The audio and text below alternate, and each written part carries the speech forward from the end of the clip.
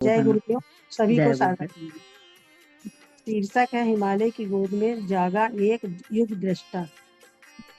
पंडित श्री राम शर्मा आचार्य जी। हिमालय यात्रा एक ऐसी सच्ची और अद्भुत कहानी है जहाँ एक साधारण इंसान एक तपस्वी, विचारक और युग दृष्टा बनता है। जब उन्होंने अपनी 24 बार की कठिन गायत्री साधना पूरी की, तब एक रात ध्यान में उन्हें अपने अदृश्य गुरुदेव का आदेश मिला। अब तुझे हिमालय बुला रहा है। बिना किसी देरी के, बिना किसी को बताए वे हिमालय की ओर निकल पड़े। ना उनके पास पैसे थे, ना साधन, सिर्फ अपने गुरु पर पूरा विश्वास और एक दृढ़ संकल्प। हिमालय पहुंचने के बाद उन्होंने वहां के शांत, ठंडे और सुनसान इलाकों में कई महीनों तक गहरी साधना की। वहां उन्होंने मौन, ध्यान और उपवास के जरिए अपने मन और आत्मा को पूरी तरह से शुद्ध किया।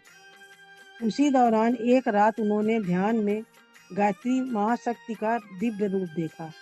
वो कोई मूर्ति नहीं थी, बल्कि तेज से भरी एक चेतना थी, जिन्होंने बिना बोले उन्हें आभास कराया कि अब तेरी साधना पूरी हुई, अब समाज के लिए काम शुरू करो। गुरुदेव ने ध्यान में अनेक प्राचीन ऋषियों की चेतना को भी अनुभव किया, जैसे विश्वामित्र, वशिष्ठ, अत्रि, याज्ञवल्क्य, अगस्त्य आदि। इन ऋषियों से उन्होंने आत्मबल, सेवा, संयम और ज्ञान की ऊर्जा महसूस की। उन्होंने बताया कि ऐसा लगता था जैसे ये ऋषि उन्हें सिखा रहे हों, मार्ग दिखा रहे हों। एक बार हिमालय में वे ज़्यादा ठंड और बर्फ में घिर गए। शरीर थक गया, सांसें धीमी हो गई। तभी उन्हें ऐसा लगा कि किसी ने उनके सिर पर गर्म हाथ रखा और अचानक उनके अंदर फिर से शक्ति लौट आई। जब आंखें खोली तो वहां कोई नहीं था। ये उनके गुरुदेव की सूक्ष्म उपस्थित थी।